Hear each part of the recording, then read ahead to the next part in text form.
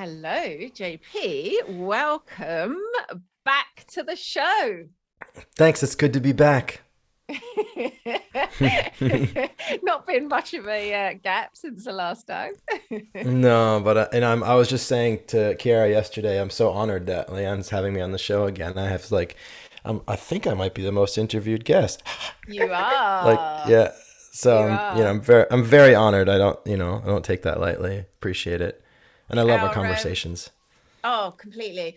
Our last episode is going out about children magic is going out this week, and I Cool. recorded the intro for it. And on that, I think I said something like our most wasn't the best grammar, but something like our most repeated guest. I can't remember how I worded it. I Our did it most better than I best. should.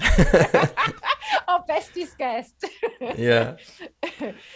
So we have got a topic that in different ways I think is probably dear to both of our hearts, and Mm. that's the king.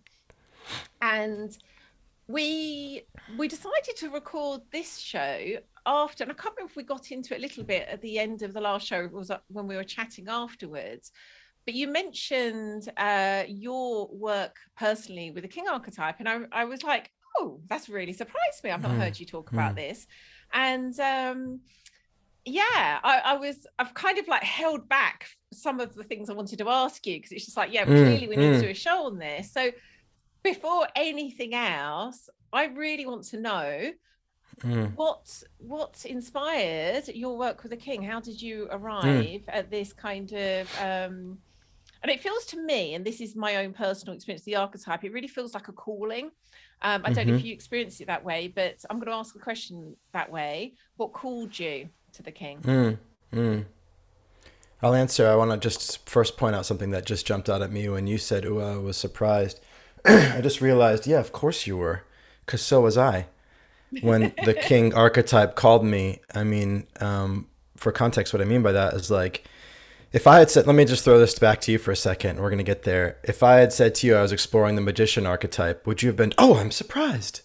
Or would you have not? No, No. because If that's I such said an I'm interesting, exploring yeah, the talk me through lover or it. the champion slash warrior, would you have been, oh, I'm Mm. surprised? Maybe a little bit more, but not, and again, that's But not totally to the nothing to degree. say, not to the same degree, no. Yes. Yeah, Same and with I think me. the magician totally would have made sense. Like you and I Yeah. were kind of like deep in that exploration, really, a couple of years Magic. ago. Yeah. Yeah, but no, you're right. It was So so surprising, so we were particularly. both surprised, and this is Mm, somewhat recent. It's this year that like this really started opening for me. And when I say surprised, I mean when I started looking at the king and listening to the king and speaking as the king or with the king and as the king, I was like floored as to how absent the king archetype was in my conscious like understanding of archetypes, like just in my thinking, just in my world, the symbology that I surround myself with. I started looking around even just my office here and like seeing symbols of the lover, symbols of the magician, symbols of I've got magic wands and abracadabra written on my door, or I did. I took it, the king took it down recently. I've and the warrior. I've got the wow, that samurai says a lot, sword. actually, doesn't it? It's massive, and we'll get Yeah, into it. It's yeah, I know it massive. is. Yeah. But so like warrior slash I call it champion, the magician, the lover, massively expressed conscious forms all throughout my life. And like, where's the king? And it's like, and then I started to ask, like, what is the king energy? And I was like, I don't even very have a very strong conscious understanding of what king even means. And so Mm. the absence of the even conscious understanding of what king archetype is, like if you ask me to talk about magician, how many days do you have? Talk about king, I'm like, you mean like from history class? I don't know. And Mm. so I was like shocking to me how much of a blind spot I've had for that archetype. And the more Mm. I'm with this, the more I realize that blind spot is actually the function of repression of that archetype in my life.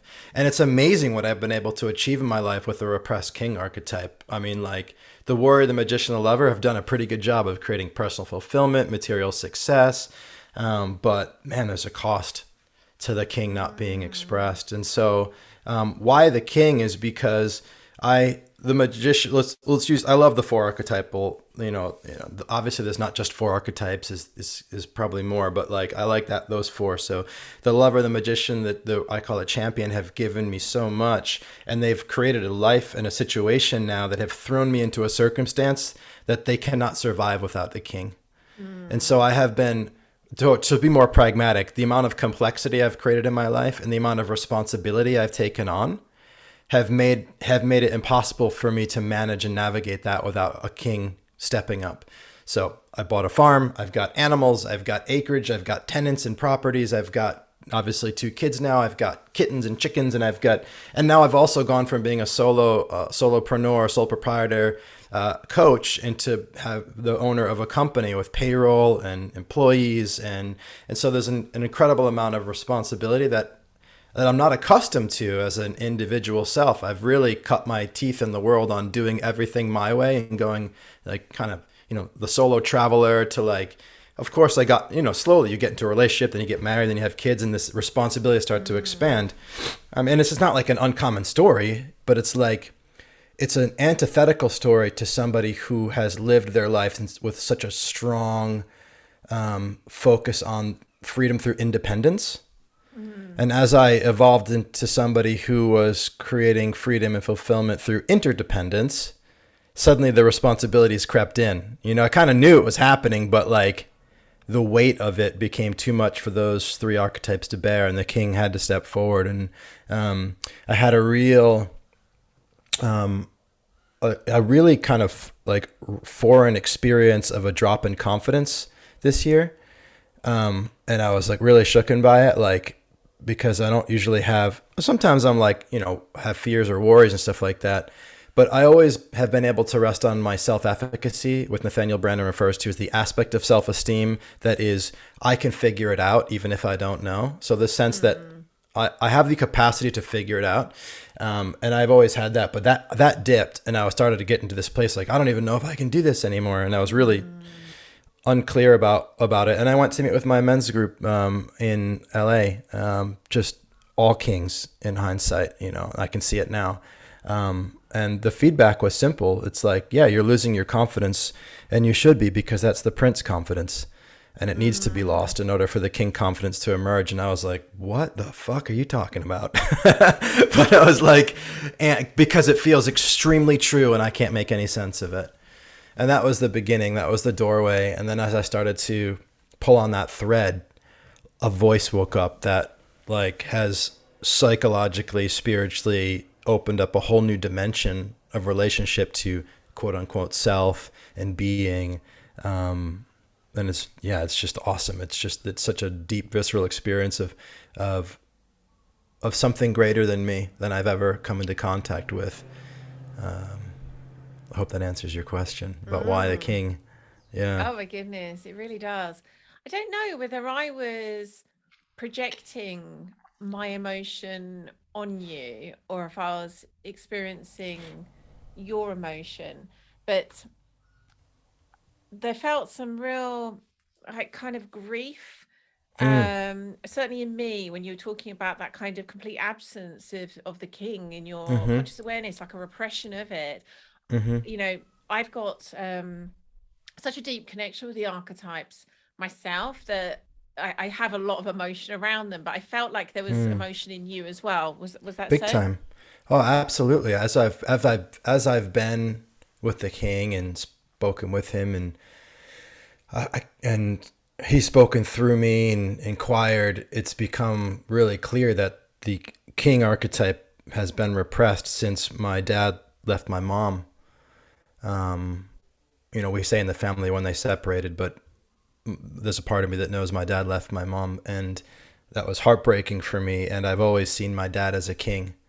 And so there's an entanglement with being a king is tied in with that pain and that hurt. And so I can't be that. I don't want to be that. I won't be that. And I can look at different times in my life, like when I was in the real estate business and I was doing well and I was coming up my edge of like just a lot of cutthroat deals and negotiations. And I didn't like that quality of being in business. And I remember talking to my father about it. And he's like, hey, kid, my father, the king, and hey, that's business. And I was like, fuck this. And I'm out of here. And I sold everything and I went and backpacked for 3 years. It was like, Mm. so there's, my dad and I have a great relationship. I love my father. We talk all the time, but just because you have a healthy conscious relationship doesn't mean there's an unhealthy unconscious dynamic still, ruling you. And so, um, so yeah, totally tied in with loads of pain. Thanks for picking up on that. The repression at the heart of it is the hurt of the loss of family, which then gets projected out in fear with my own family now, having a wife and kids, like the subconscious terror of losing them, will with this way of connecting things together erroneously inside me will have me not be a king. Mm. My wife was just as surprised. I asked her, I was like, do you see king energy in me? She was like, no, I see it in the guys in your men's group. And I was like, but I Oh. wasn't even hurt. I was like so shocked that I was like, yeah, me too. Oh, and Lian, by the way. It was awesome. It wasn't like I was like, oh, I'm not enough because I don't have king. I mean, like it was, and I didn't feel it from her that way, but it was just so interesting. Mm. My goodness, makes so much sense. I'm sure I probably quoted this on our last conversation, but it really brings the way that we have this subconscious relationship to, well, anything, but in this instance, archetypes, or it could be the archetypal energy of masculine and feminine. And as I'm sure I quoted last time, I'm about to again, Jung's until we make the unconscious conscious, it will direct our life and we'll call Oh, it totally. fate. My goodness, when it comes to things like this, where we've received that kind of patterning from Mm-hmm. our parents, and it comes bound with these like wounded experiences, like Mm-hmm. our, bless our subconscious's heart for like trying to keep us from experiencing or creating that again. It's like it's Mm-hmm. so well intended to keep us safe, but Mm. it will keep us safe at the cost of us not embodying that fullness. In your Yes. case, it's now, despite my surprise when you said it, it makes so much sense to me. Like, why on earth would you, of all men, not be the embodiment of the king? Mm. Of course, that Mm. makes total sense, but it also makes total sense why that wasn't Yeah. something you were called to. In fact, almost were like subconsciously Well, like yeah, let's not. rejecting because of what it could Exactly. mean. Absolutely. Mm, Yeah, I don't think that I wasn't called to it. I think it's been knocking. I think I was yes. very much subconsciously avoiding it at Mm. every pot in every. I mean, my adeptness at subconscious avoidance is incredible, and it's just so that's what makes it so exciting to me. Like I'm not like, oh no. One of the things that I'm gonna pat myself on the back great at is not engaging in what I call meta judgment. So Mm. lots of then I help so many people with this. It's like you become aware of your internal workings, of what's happening and what you're doing on the inside, and then you see that as not effective or not useful, and then you get down on yourself or mad at yourself or judge yourself for that. That's like way worse. Ignorance is way Yes. better. And so I call it the Mm. weaponization of self-awareness. And one of the things that I'm great at is not getting mad at myself or judging myself when I notice myself. So like when I Me all these discoveries of too. like I'm like that's Yeah. totally exciting and cool. I Yes. didn't We're know like it. I unicorns, was I think. doing it. Yeah, maybe. But to me that's the highest form of freedom because it's like whatever arises, like I'm cool if it's inside me. So I'm like totally joyous to have discovered this massive Mm. blind spot and this possibility for a new way of being, and I think that has made its emergence quicker. I think as well. I mean, it's been like Mm. radical how fast it's been shifting my way of being, and the feedback. It's not just my opinion. Like the feedback from everywhere is aligned with that. Yeah, yeah, it makes complete sense. So, how what I would love to do, and I think you suggested this before we started recording, so this wasn't my idea. Um, let's first perhaps like distill what we mean when we're talking about this king Mm, archetype, because I suspect there's many listeners just like you that kind of like you said, like what the king in the history books. And mm-hmm, I know because so much of our work is based in archetypes, when people first come into our world, their understanding of archetypes is often very like kind of like heady, very theoretical mm-hmm, and kind of quite crusty, like almost like it's mm-hmm. I can't think of something that is a similar kind of thing, but just like an idea, basically, Yeah, yeah. and with no life, no spirit. Mm-hmm, mm-hmm, Um, and my understanding of archetypes over the years has shifted dramatically, and that's what I love to kind of help to mm, bring to life in other people's understanding, where it goes from this kind of, again, these, either historical figures or, like maybe real life figures, into something that actually is a living, breathing spirit that they can mm-hmm, work with. So let's start there. What for mm, you, outside of your personal experience so far, um, what's your understanding of the king as an archetype? mm. Well, I can't say it's outside of my experience because No, my it can my never be, insight but yeah. is yeah, it's coming through Yeah. my experience. But like for me, the king is number one. Its role is to, for in the words of what's his name who wrote The King Within. I'll get to his name later, but Robert Moore? yeah, Robert Moore. Yeah, to raise order from chaos. That's been really alive for me. Is like when complexity, when chaos, the imposition of order is just like the role of the king. Mm. So kind of very left brain, kind of like structure, creation, the creation of structure, and holding others to account to that structure as well, is the role of the king archetype. And yeah, another kind of let me see, big aspect of the king would be, this is a big one for me, but like self justification. It really struck me that the king doesn't look to the world to find out what's right and what's wrong. And that's a big one as well, like just deciding, just knowing and deciding for himself. um, Mm. yeah, yeah, rule and order. And but I think what I want to say here, especially for the listeners that might have been in the place that I was not long ago, I had to disentangle king archetype from cultural historical king understanding. And that's largely what I was assuming was the archetype, which was why I was Mm. repressing it. It wasn't that king was dangerous. It was that the social cultural common understanding of king you're in a patriarchal society, what represses women and people whose skin is anything other than white. That's the king I thought was the king within me, and so that's why he didn't get a seat at the table of my being. Mm. And so as I've distinguished that that's like a social cultural layer on top of the king energy, I've Mm. created its freedom. And so I actually, one of my, this as the magician in me loves to look at the language and the history. And I looked into the word king, and I found that its root is the same as the word kind. Both of those words, king and Mm. kind, etymologically emerged from kin, which means family. And so that opened up the possibility that for me, that at the core of it, a king is kindness. And so a benevolent king is maybe the only true king. And a tyrannical Mm. king, which is the common association with the word king, people who don't necessarily work in archetypes just think of king. Maybe that's not a king. Maybe that's not a true king, Mm. and maybe benevolent kingship is true kingship. And so that possibility helped me to get to the essence of king being, again, raising order from chaos, bringing structure, bringing rule, bringing order. And when I looked at that as a possibility, that's an expression of kindness, not of tyranny. I could start to see that too, and it's like, oh, maybe tyranny versus that's just a layer on top of it. It doesn't need to be that way. Fear based, ego based kingship. Um, so yeah, that I think those are the main things that distinguish it for me. Mm.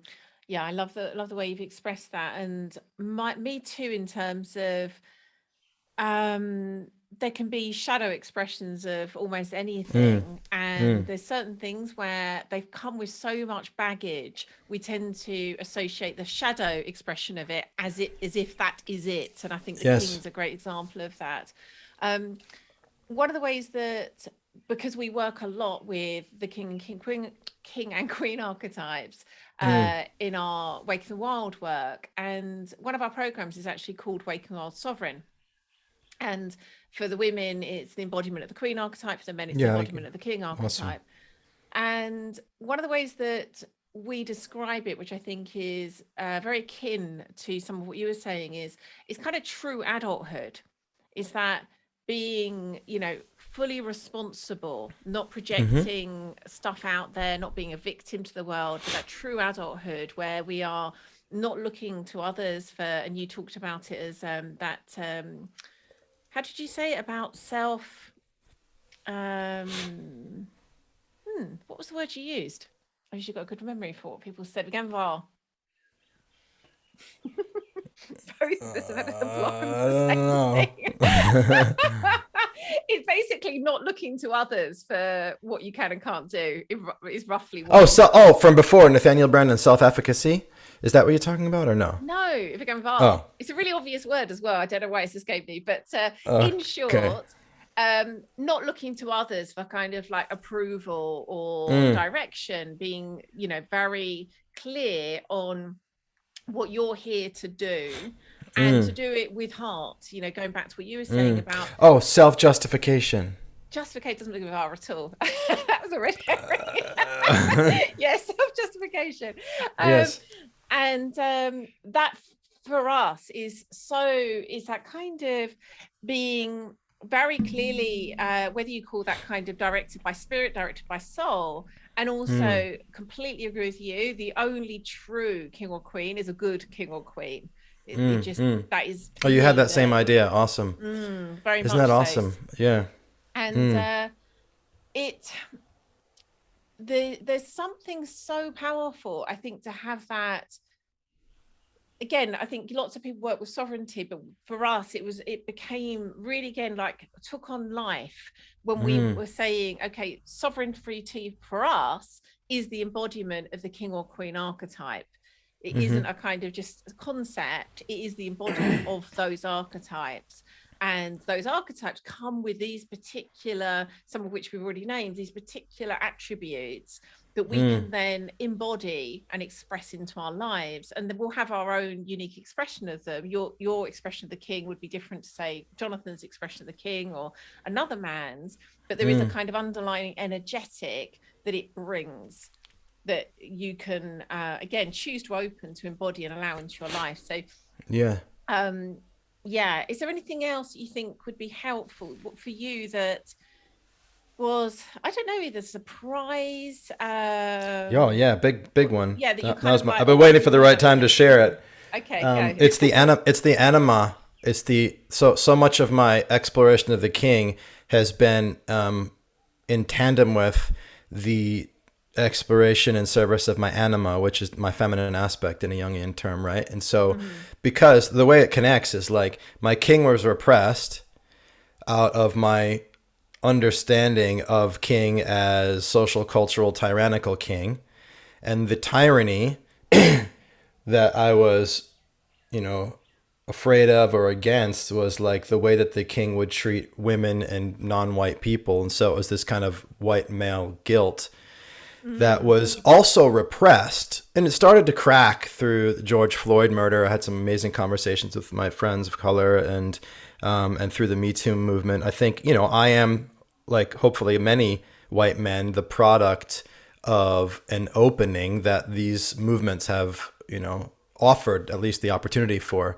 But the dam is like broken now in this kind of archetypal awakening, and so So what has happened in parallel of my conversation with the king has been I've just been allowing myself to be taken on this journey of Black feminism, which is like, as I go deeper and deeper into that, I find my king is more and more liberated, because it's through my understanding of the Black feminist perspective, which is like the antithetical, to the white man, that allows me to have trust that my king can not be tyrannical, not just because I have the concept that a king is kind, but through my attention on those who were oppressed by a society of kings that were unkind, untrue kings.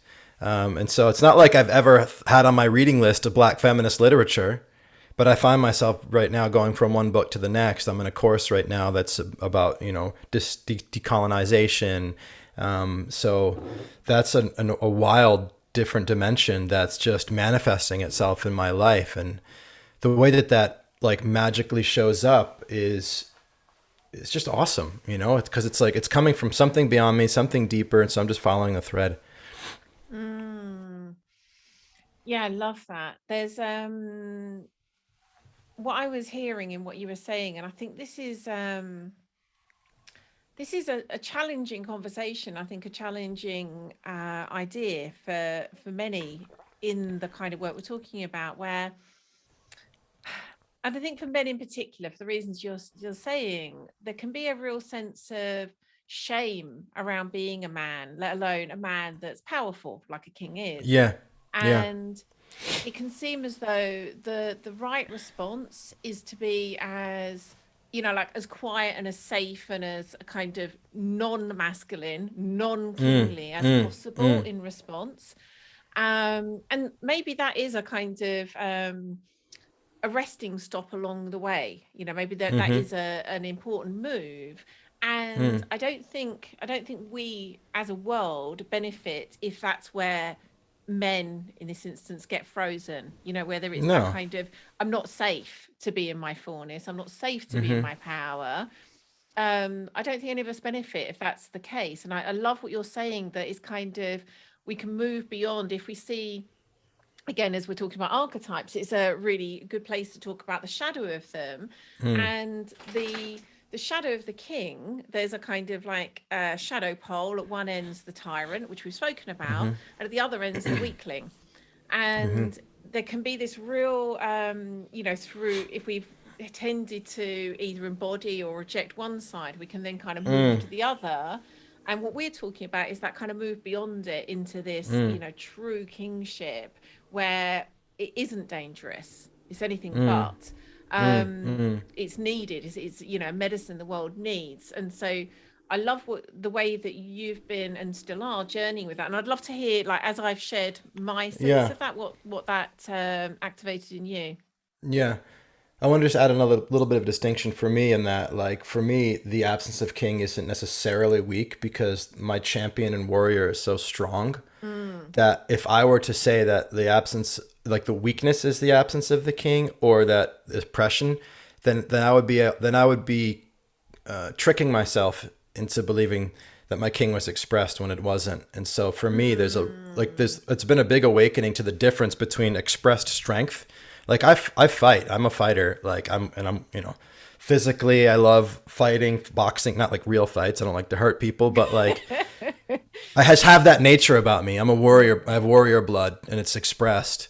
And strength is a big expression both in my character and my physicality. And so mm, like that for me, like distinguishing strength from kingship and weakness from kingship has actually been really helpful and important for me. And we can apply in lots of different ways, but like, so the unwillingness to self justify the like even the champion warrior waits for instruction from the king. mm, So you can be a strong person who's waiting for instruction. And so for me, it's the flight response. The waiting is absolutely the absence of the king, but it doesn't, for me, it doesn't look like weakness in that way. It looks like waiting, let's say, mm. a waiting or an oppression. Like those are the poles. So I've distracted myself with the thing that I was excited to share. Tell me your question again so I can actually answer it. It was quite general, and perhaps you did answer it. I think I said something Mm, like, what I just said about kind of men embodying this, mm, what did my expression of that activate in you? Oh, okay. Like what did it make me think? Like, but yeah, around. Okay, well, I agree with you that a lot of guys are uncomfortable in the conversation. Let's say white men are uncomfortable in the conversation about race and uncomfortable in the conversation about sexual oppression. Um, and I can relate to that. I have some of that in me as well. I think that it would have been a lot harder for me to navigate this conversation when I believed that my thinking was who and what I am. or my body is who or what I am. Like, there's a weird thought that I keep having that I'll just speak it here within the context. It's just kind of like, I don't actually mean it literally, but it's like it's almost like an archetypal or metaphorical thought. I would peel my skin off and cut my dick off if it meant that I could be with you and we could both feel safe. Like if like, cause I'm not that. I'm not my sex. I am not the color of my skin. So like, I don't give a fuck about either of those things as much as I care about the possibility of love and creation that we have as two beings. And so what I'm saying is that like my I am not my body and my I am not my skin is what gives me the disassociative space psychologically, spiritually to navigate these, to go into black feminism without being triggered. Because like, oh my gosh, white men do this. Cool. Yeah. Oh, and I'm wearing that skin. That's not who and what I am. But I can see that by wearing this skin suit and having this appendage, that would create this propensity to that. But I'm not that. And so like, that's to me, like the order in which you get access to certain stages of evolution is what makes it a little bit more palatable and easier. And, you know, that's why I'm so passionate about helping people to disentangle themselves from believing that what they are these things. Because once you have that space, you can play. You can play. Like I can go into black feminism and just love it and just, wow, look at that. And then I can look at my own quote unquote historical self doing these things, operating these. Wow, look at how much whiteness there was in my way of being yesterday. I didn't even realize it. How cool is that? Not cool like good, let's keep doing it, but cool because I hold it in the space of non-weaponized self-awareness. Just no meta judgment. Just like, oh, that's what was happening. Let's shift that. So, yeah. I really love that. And I think there's, for me, a kind of paradox actually, in that the more freedom we have from this kind of like tight self-identification with this kind of, like you say, the color we are, the sex we are, whatever else we are, the more freedom we have to kind of come out of that and see with elevation, which is also what we consider one of the attributes of the sovereign, of the king or queen, is that ability to elevate and see more. And there's this beautiful paradox of like coming out of that sense of like, you know, addiction almost to self, and be able to see life from there, but then also to like choose fully back into this like gorgeous human experience, right, which happens to look like that over there and this over here. Yes, absolutely. Like I come back into my body as the king and just be, you know, this is the body I've got, you know, like, so I'm going with it. I'm not like, it's not a denial of the body. That disassociation is just like a psychological, spiritual possibility that gives you the freedoms of play. But I make do with what I have. I'm 5'8", so like I'm not dunking a basketball, but guess what? There's an infinite number of other things I can do with my life, and I'm going full out in that domain. So, in all those domains, you know, whatever is there for me. So, yeah, I don't think that either of us are, but I guess we're saying it for the listeners. Like, that's the paradox. It's not a denial of something. It's just, I'm not this and I'm not that. So let's be all of it. Yes, totally. Yeah. And I knew you weren't kind of doing it from a denial place. And again, I think there is some real beauty in being able to kind of like inhabit the both, the and. So coming now to what you've experienced as you've been opening to the king's energy, the king's spirit.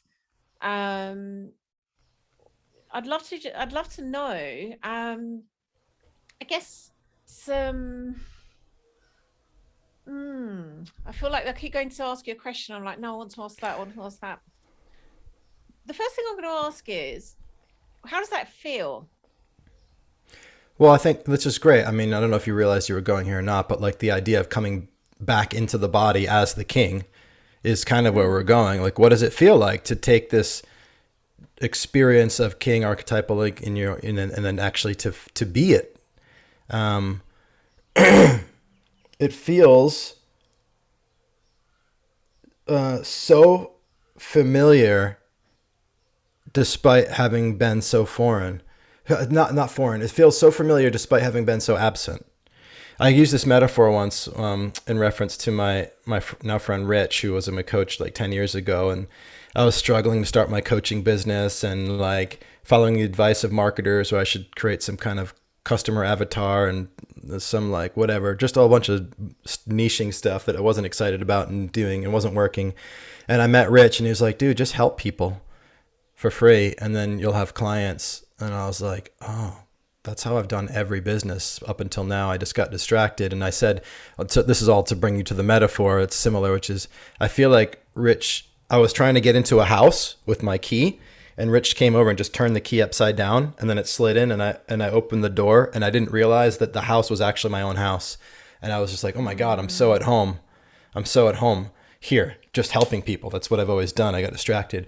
And it's like that with the king. It's like I didn't even know it was missing.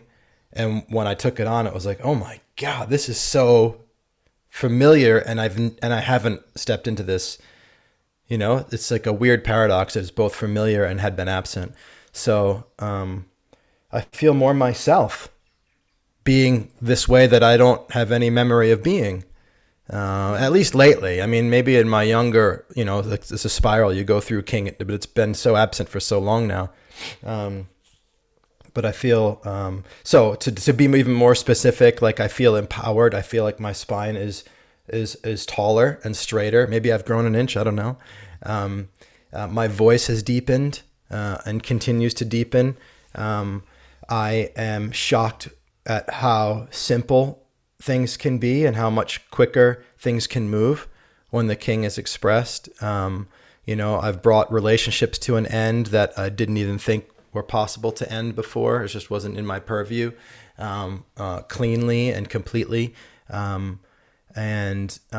saying yes to certain actions and activities that before I had kept out of my life with some judgment that it wasn't the right things for me to be doing or whatever. Just simple stuff like structural kind of like taking the time to plan and deal with the minutia. I thought was beneath me, but as actually the role of a king, to take care of those things. And so, and so there's the in the business, but in the home too. Like, my wife is relaxing. I would say as the secondary gain. Sometimes it can be a bit shocking when a new archetype shows up, but me making like I'll give you a specific example. Like, we've had this idea that in the home we would sit down together as parents and together come up with a plan for behavior and rules for the kids, and it just wasn't happening. And then now the king has been like, "Oh, that's my job. I'm going to decide what the rules are and how we're holding the kids and everybody, and including us, the parents, accountable." Of course, my queen will have her say, but I'm not going to sit around and wait for some democratic conversation. And she was so happy that I was just going to do that instead of wait for her to have the conversation so we could sort it out together. So it's like that going first and taking the action and saying, here's the rule, here's the order. Like, of course, I'm sensitive to her response, but not waiting for her to take the action to develop that thing was actually an expression of the king. Yeah, I really love that. And we're potentially going off into a tangent that's potentially a whole other episode. But I think there's often those, I mean, not to say it's all smooth going at all, but there's often those places that really surprise us that other people welcome as we stepped into an archetype. That's such a great example. And, for me personally, as men in my life have kind of stepped more fully into that archetype, it's so beautiful to receive that, to receive that provision, that leadership. And I think it can be a real surprise to a kind of new king that's how it's received, rather than a kind of, Yeah. how dare you just decide these things. Yeah. Of course, there is as you're saying, there's kind of that doesn't mean you're going to be a dictator about it. There's nuance and subtlety in what we're talking about here. But I think the what you've said there is so powerful, because it can be very surprising that that's actually welcome. Totally. It totally has been and continues to be, both in my business and in my home. Um, and that lack of nuance and distinction between a dictator king and a benevolent king was, and probably still continues to be, why the king is repressed. And so in a way, that repression is in part a healthy response of an ego that's sensitive to a sick society, right? And so it's like better off that that tyrannical king stays seated than is expressed. I think it's better than an expressed tyrant dictator king. Yes, yes, yes, So, yes. Mm. but like having that distinction, and if any guys are listening to this today and they can start to open to the possibility that there genuinely is a way of being kingly that is not tyrannical, that is not a dictator, and that when that's expressed, it will be welcomed, praised, there'll be great gratitude for it, then that's actually a very just liberating possibility. Then you can at least start dipping your toe in the water of kingship, you know? Um, even the simplest example, I even remember back to when we were doing like dating coaching, my wife and I didn't think about it as king back then, but like, where do you want to go for dinner? My wife would ask. Like, my wife and I are the classic masculine in a male body, feminine in a female body, and I'm completely sensitive to that. That's not always the case, but in our case, it was like she's expressing like, I don't know where I want to go, and like me presenting to her like, oh, just make, wherever you want to go, I'll take you. That sounds like it's really beautiful of an offering, but what she actually wants is me to offer an opportunity, like an idea. And it doesn't necessarily mean that I'm going to say, we're going for Thai food and you're going to like it. That's dictator king. But where would you like to go? I'll take you anywhere. That's not king. That's actually, maybe that's what you would call the weak or the avoidant, the waiting person, right? That's not really king. King is like, let's go for Thai. And the non-dictator king is like, oh, I'm not really feeling Thai food. Cool. Let's go for sushi. Oh, I'm not really feeling sushi. All right, then let's go for a French meal. I'm not having that, babe. We're going to go for one of these three, and you can pick one, or I'm going to pick one. And it's like, so it's a both and, right? It's like, I'm going to go first in presenting it, but I'm not going to control you. I'm going to continue to offer. And if you're still having a hard time making a decision, I'm going to do it, but I'm going to do it gently and let you know that I'm doing it because I love you. So I'm going to keep going first. I'm going to keep going first, and I'm going to speak it, and I'm going to listen and feel and respond. So yeah, it's like, yeah, I'll say that because I can keep going, but this, yeah. I absolutely love But it. you're here too. Sorry. There's two of us. There's two of us. Yeah. Um, so you talked about some of the like relationships, for example, that you've let go, and this is something I've really seen personally, but again, because the nature of the work we do, this is what we see over and over as people rise into sovereignty, as they become kings or queens. They will make what we call the sovereign, pay the sovereign price, which is kind of like knowing something's aligned. That could be to end a relationship, it could be to start something, knowing it's aligned, but knowing also could come at some kind of cost. It might upset someone might not approve, but you do it anyway, because that's what kings and queens do. And it can look quite harsh from the outside. It can look like, wow, when did they suddenly stop being this kind of sensitive, caring person? But there is this clarity that, no, if it is aligned, this is something that my queen, it's non-negotiable to my queen. It's something that I must do. So I'd love to know your experience of that, like how that's shown up for you, that clarity of what's now aligned from kingship and how you've gone about making those choices. I'm smiling because this is exactly what I was going to say next. So it's like we're so connected and aligned. Yeah. That was so challenging for me. And so what I saw is that my lover was leading my life in the absence of my king. And both the lover in a healthy expressed way, but also the lover in shadow, which is the fear of not being loved. And so when the lover is leading from a fear of not being loved, it's maintaining relationships out of the fear of what that would mean about you if you weren't, if they didn't like you, if they didn't love you. Completely. And so, what I saw, I mean, this is striking for me when I discovered that love has been my compass, not just in the sense of like love as God and spirit and intuition and truth, but love as, in the sense of being loving and being loved, which was my means of justifying my actions or lack thereof. As long as I'm being loving or being loved, then my action is just. And when the king showed up, and it was like, my action is just because I am the king and I am my own justification. It doesn't matter if it's loving or lovable. It's like, whoa, whoa, whoa, whoa, whoa, whoa, whoa. That's my whole value system. That's my compass. You can't take that away from me. It's like, sit down. I'm king and you will do as I command. And it's like fucking shuddering when my voice speaks that deeply in my rocking meditation, or it comes through my hand in automatic writing. It's like, you're telling my lover to sit down? Holy shit. And my job as king is to care for my kingdom. And so I started to get that my orientation around being loving and being loved was actually a very self-centered way of operating in the world. And the king is not concerned with the self. The king shows up when there's something bigger than the self to care for. And so when I'm ending a relationship in my company, and by the way, it's not, for me, the king isn't letting go of relationships. The king isn't ending relationships. It's very different. The lover lets go sometimes, but like there's a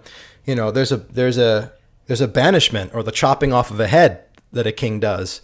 And it's not necessarily a loving act, but that's not the orientation of the king. The king's orientation is to care for the kingdom, or the queen to care for the queendom, right? And so for me, the ending of relationships is accessible and possible because when I am being the king, I am acting in the interest of all involved, not just me and that person. So it's that focus of attention that says, you know what's in the best interest of the company or the family or the whole kingdom at large. And so it's like, sorry, I've got to end this relationship because whilst I like you and you like me, and it would be nice for us to have that bond, like it's not working for the health of the whole. Mm-hmm. And I, as a king, I'm in service of the whole. And so there's a servant relationship to the intuitions and possibilities that come up. Mm-hmm. And it's like the context shifts and the loss of love is just not as the lover has sat down, still at the table, but at the right hand of the king, not in the lead position. Yeah, I got chills at points when you're talking there. I could like feel the king coming through you in your expression, and I could just like feel it activating me. There's I love what you said there about love, and the more I've worked with archetypes like the king and queen, the more it seems to me that when we're taking our guidance from that higher place, whatever word we might name it, it is inherently love. It's a kind of love that's beyond that kind of human conditional love. And it is more and more, I see that when we're acting in alignment from that intuition, it is in itself love. It's a higher form of love. It's going back to what you were saying about that kind of creating order from chaos. That is an act of love. And it sometimes isn't visible at a human level. It sometimes is, again, we can only see it from that level of elevation that we're able to see, oh, this is for the highest good.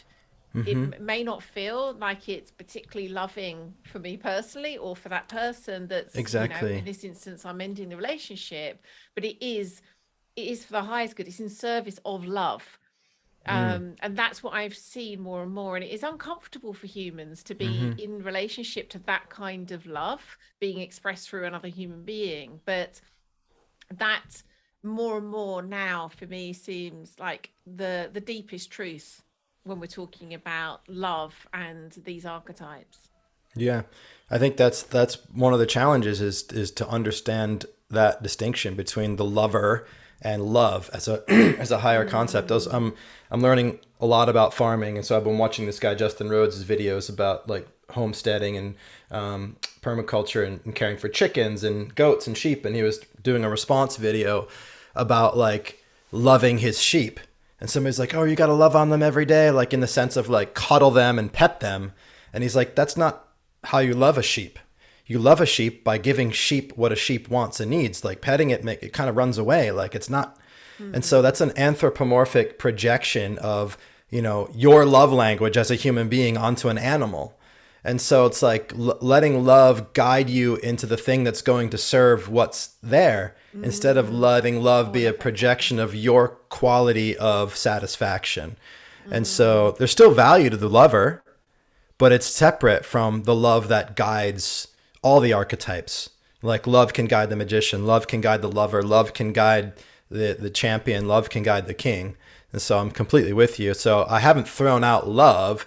I've just started to distinguish love as a guiding force from the quality of the lover and the way of being of the lover. Yeah, beautiful. So we're coming up on time. I feel like we've barely scratched the surface of this, but That's another big one. Time from the king. The king said, I am king and I am the arbiter of time. And it was a whole new relationship to time for me, because I've been trying to do time well by choosing to see myself as somebody who does time well. And it just struck me that like time, the thing that helped click this in too is like the whole idea that right now that the House and Senate are voting around like daylight savings time. And my mom said like, oh, if this goes through, we're never going to get that hour back. And I was like, what do you mean? She's like, because they're going to vote to make daylight savings time permanent, and you lose an hour when you go into it, and they're never going to give it back. And I'm like, holy shit, you're right. Just like, but I was fascinated with the idea that like a body of government can decide what time it is. And it's like, it's all just made up. But like, so like as the king, I can actually arbitrate time. I can decide. And so it's a different relationship to time. It's like, I'm not trying to fit into time or get things done by a certain time. I'm actually deciding what time is on the regular. And so that's like, the king just takes you, for me, it's offering me perspectives and ways of being in the world that are, it's a kind of infinite journey of freedom and liberation and power in realms that you didn't even see before. Never mind, you couldn't figure out how to do it. You couldn't even see that it was there. Like I didn't have the choice to be the arbiter of time previously. Yeah, I really love that. It comes back to what I was saying about that elevation that the king brings. He's literally higher. He's kind of on his throne, higher, can see more, and then suddenly possibilities and perspectives are revealed that just weren't before he was there. I mean, of all the things to have a completely different relationship, time, like I am now the arbiter of time, doesn't get much Well, better think about it. You can't be late. You can't be late for something when you are relating to it that way. And it doesn't mean that you are disrespectful, but if you can say that I am working in the highest of all those involved, I said I'd be there at 9 and I show up at 9:30 and I'm on time because I decide what time, like I change time, I morph time. So it's just it's a new experience for me, but I'm enjoying it. I'm giggling to myself because I think today was the first time you've ever been late to a call between us. Yeah, that wasn't me being the arbiter of time. That was, yeah. So My king had me on time, and then I was late. So that was, won't put that in the king. So, is there anything else that before we close on this episode, is there anything that feels honoring of the king for you to share?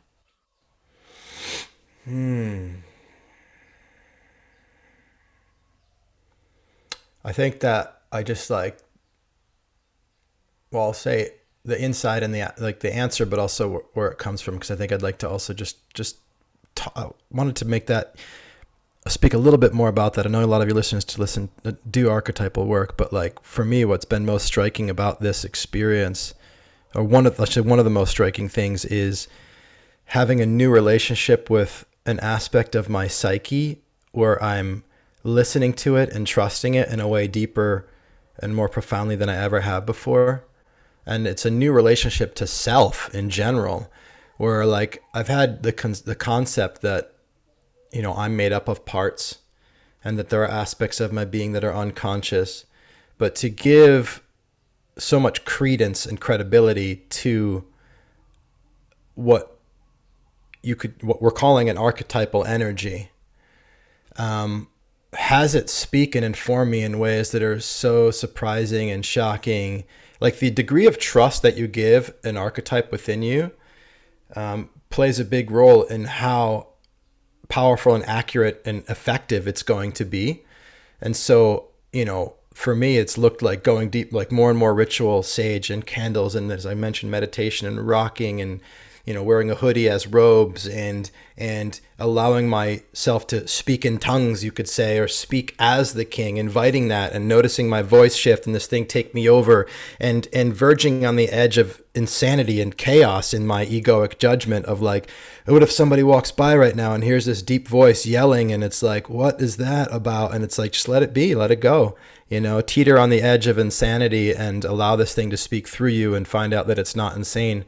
And with the automatic writing speaking to me in second person, like all of this stuff is engendering of aliveness and giving my life more color and richer meaning and a sense that I am carried and cared for. And that's the thing that was the answer that came with your question, is like the king wants me to know and everyone to know that the king is caring and the king cares. And that's actually his only role and job, is to take care.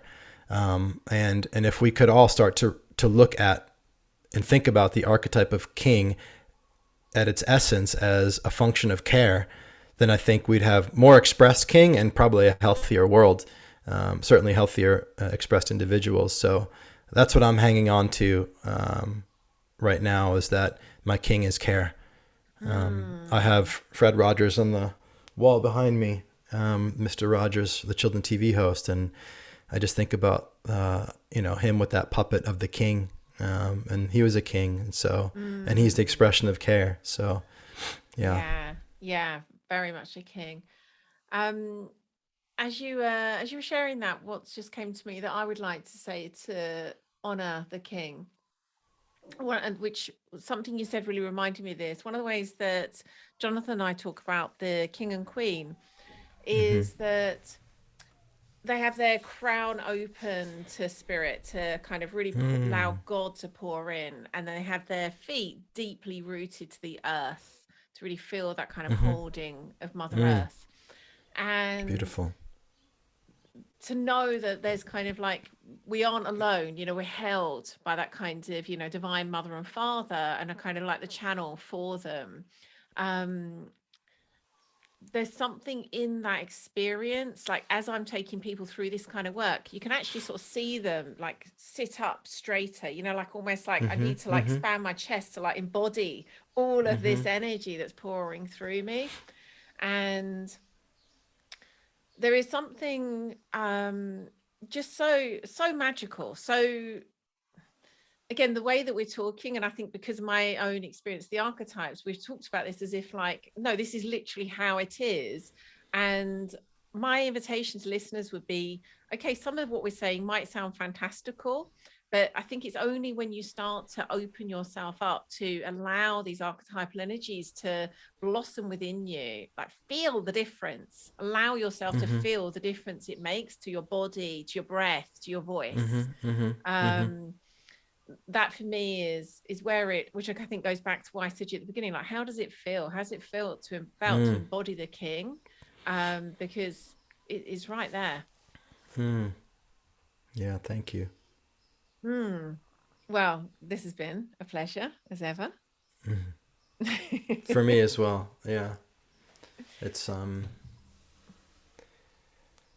a step for me for the king to speak about himself through me too. Like I haven't, you were surprised for the same reasons that I was, but also I haven't been explicit. This is probably the first public conversation I've had about this work that I'm doing too. So thank you for that opening. I kind of broken the seal now.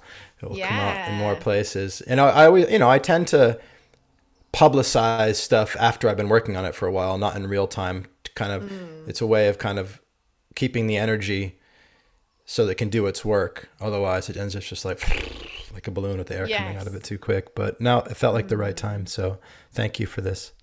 Oh, I'm honoured. You heard it here first. But yeah, I completely agree. There's a kind of an importance in magical working that we kind of keep the tension for a Mm, time. But it does mm, feels perfect that your mm. king is now making his first public appearance. Cool. Thank you. And where can listeners find out more about you and your kingly self? Mm. Well, I think the thing I want to share is that I'm doing these twice a month public talks. Um, so I'll give you a link to where people can register. They're free, and I do them live. They're not recorded. It's just live public talks on Zoom. Um, and I'm demonstrating the work that I call creating dialogue. So the way of being in conversation that creates anything and everything that you want, either the conversation with others or conversation with yourself. So I'd like to welcome people to join that. So I'll give you a link, but the website for our company is wearecreating.com, wearecreating.com. And people can learn about the work that we do there. But I'll give you a link specifically for these talks that will be awesome to share. Gorgeous. Thank you so much, JP. King JP. Yeah, King thank you, John, the Lian. good Thank you, King Queen John. Lian. Yeah. Oh, the good King John. I like that too. Yeah, cool. I'll run. I'm gonna run with that. Thank you so much. Until next time. Bye bye.